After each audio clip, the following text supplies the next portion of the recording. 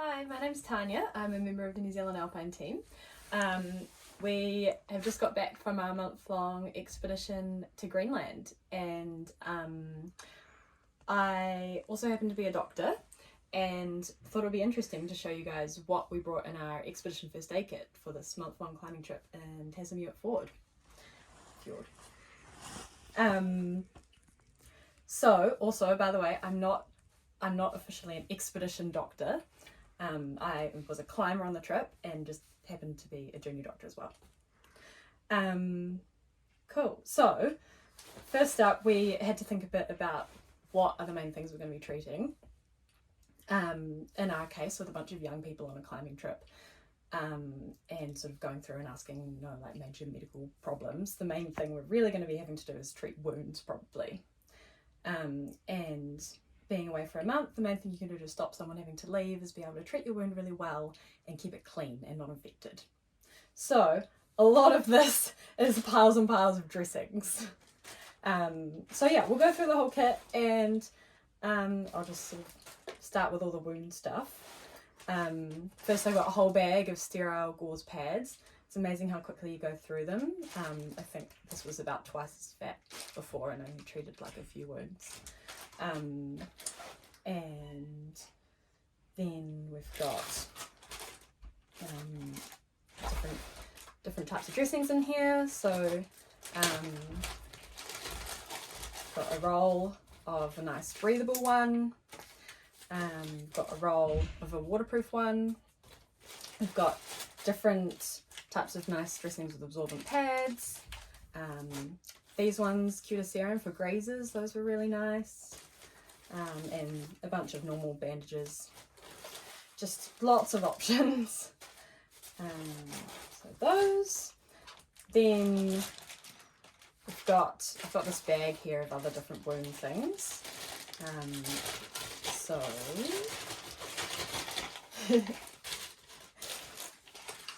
So in terms of keeping your wounds clean, I've got a syringe so that you can irrigate the wounds. So I would probably, we didn't have to use it, but I would probably fill this and squeeze water through the wound like 20, 30, 40 times, whatever, like really get it clean. And you'd be fine to just boil and then cool your water to make sure it's sterile and clean. That would be fine. Other wound things, alcohol pads for cleaning around the area, and strong antiseptic cream. We had 2 tubes of this, used one. Then some wound glue. The other thing we had is steri strips that were handy, and I've used those up as well. Here I do have a couple of things of saline, sterile saline, and that was for eyes. So if someone got a stone in the eye and got an abrasion, something sore, you want to be able to irrigate that with the saline. It's just a bit gentler on the eyes and doesn't hurt as much. And then this is chloramphenicol ointment, so an antibiotic ointment for your eyes. So if you've gotten a scratch from something, it's at risk of getting infected, and you can use that one. This one is prescription. I'll go through the prescription medications, what we've got, and what you can talk to your own doctor about later. Other sort of skin things in here, antifungal cream, because really likely people will get fungal foot infections on a long trip. And some hydrocortisone creams, particularly like we're in Greenland, so cold, dry air, people could get lots of like cracked skin. If anyone get eczema, dermatitis, skin reactions kind of thing, it's handy. Cool, moving on. So bandages, I've got 3 different types of bandages. So thinking more about if people are getting sprains, we had someone with a sprained wrist or bandage things up. We've got a soft one that you can keep on for a long time, a firmer one that's going to really keep it a bit more robust. This one's really nice, it's self-adherent and can make stuff quite tight. Strapping tape, so much strapping tape. The other thing to say, everyone had their own personal first aid kit for the wall as well. So everyone had their own roll of strapping tape and their own sort of like ibuprofen, paracetamol, whatever. But on top of that, once people actually start using it, it's good to just have yet another roll. more wound things. Compeed for blisters. A bandage, so if someone actually did... So yeah, I've got, in terms of if someone actually did break an arm or something, that's the sort of thing you would have to go off the trip for, but while you're waiting for your boat or your pickup or whatever, the main thing you're going to do to reduce the pain is immobilize it. So we've got a normal triangular bandage sling for holding it up. I also brought this SAM splint, which can be used to, it's sort of a bendy firm material. It's like, bought online, it was like $30. Can cut it to all different sizes, and it has sort of picture instructions on how you can wrap it around an arm or a leg or something to keep it immobile. That's not really going to fix your break, it's just going to make it less painful while you're waiting for your pickup. It can also be used if you did have some like major trauma accident. It could be used as a neck collar. The kind of niche special thing I had for wound stuff is I also brought a suture kit and a dressing pack. Most of the time you wouldn't be doing that because you have to be trained and know how to use it. But it was useful. We used it. So I got a few things here, sterile gloves. But what you would have is a pair of tweezers for getting out splinters, scissors cutting up some bandages, and a needle for getting out splinters as well. That's the main things from there that you would need. A pair of gloves can be handy if you're treating people's wounds. You don't want to get your hands all affected as well. Yeah, I think we're through wounds now. So you can see it's quite big. This is interesting. I hadn't thought of this at the start, but actually at the start of the trip during travel, a couple of us picked up COVID, and then at base camp we had to be able to test people and isolate, otherwise you're going to ruin the trip for everyone. So actually now knowing having a couple of COVID tests is pretty handy. I have a little hot hands pack, but you can also just boil up an Nalgene, whatever you need to keep someone warm if there was an accident. Right, medications. So a lot of these I just bought over the counter, but also anytime you go on an expedition you should go and see your own GP, have a chat about where you're going, get recommendations from them about what medications you need, what prescriptions you need.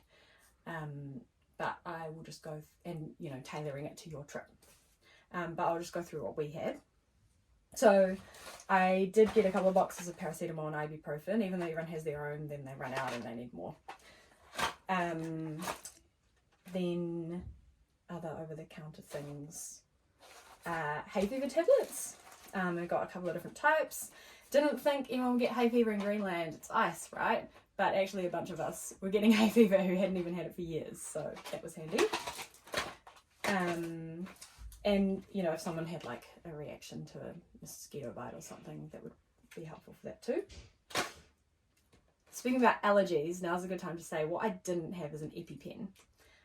We talked among the group about if anyone has allergies, that gets anaphylaxis, peanuts or whatever it is, and no one does, so we figured we could get away without it. And there's also no bees or wasps there, because that would be the worry if you're going somewhere with bees and people don't know if they're allergic and could get anaphylaxis. Definitely something to talk about with your doctor if you think you need an EpiPen for a trip. Then bowels.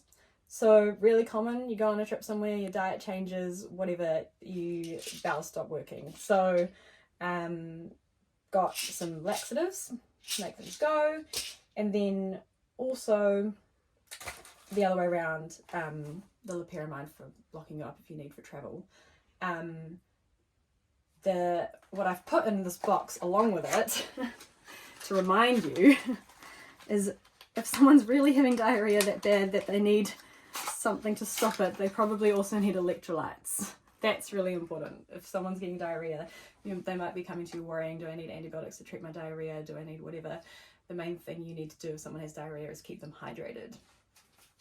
And if that's what's going to send you home with diarrhea and get really unwell, is if you get dehydrated. Cool. So then antacids, people get reflux and can be really painful. Antiemetics or anti-nausea pills. I've just got a couple of different types here. That is prescription medication. Then antibiotics. So again, chat to your doctor about what they recommend. They might recommend something broader that's going to cover everything, or a couple of different things to cover what you think you're at risk of getting. But for us, the main thing I wanted to make sure we had cover for was wounds, skin infections.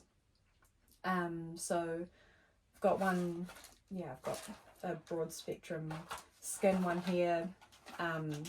Covers skin, also UTIs, urinary tract infections. And then got a box here of a couple of different ones for different types of diarrheal illnesses. Those ones, yeah, again, have a chat to your doctor about when they recommend treating it, and because it doesn't always need treatment, but yeah, we've got a couple of different options here. And then another different type of skin one I've got here. So I have Kefalexin and I had Augmentin for skin and UTIs. Yeah, we've made it through. And we'll be able to find, Tanya, a list of all of these on the team website, which we'll link to in the video. Yeah, so if you want to have a look at a list of all the items from this first aid kit, it'll be in there. It's worth noting as well, it's a pretty big box. It was like almost 2 kilos of luggage. So when you're 2 kilos, when you're making your baggage allowance, the other thing to say is it doesn't have things for people's own personal medical issues. So like if you have asthma, make sure you bring your inhalers, and like we talked about the EpiPen if you have allergies. I had a really good, interesting time putting together thinking about what we needed for the trip. And I hope you guys have a good time as well, sort of thinking about it, tailoring your medications for your trip. Feel free to leave a comment, tell us about what you find useful in your expedition first aid kit. It'd be interesting to hear from you.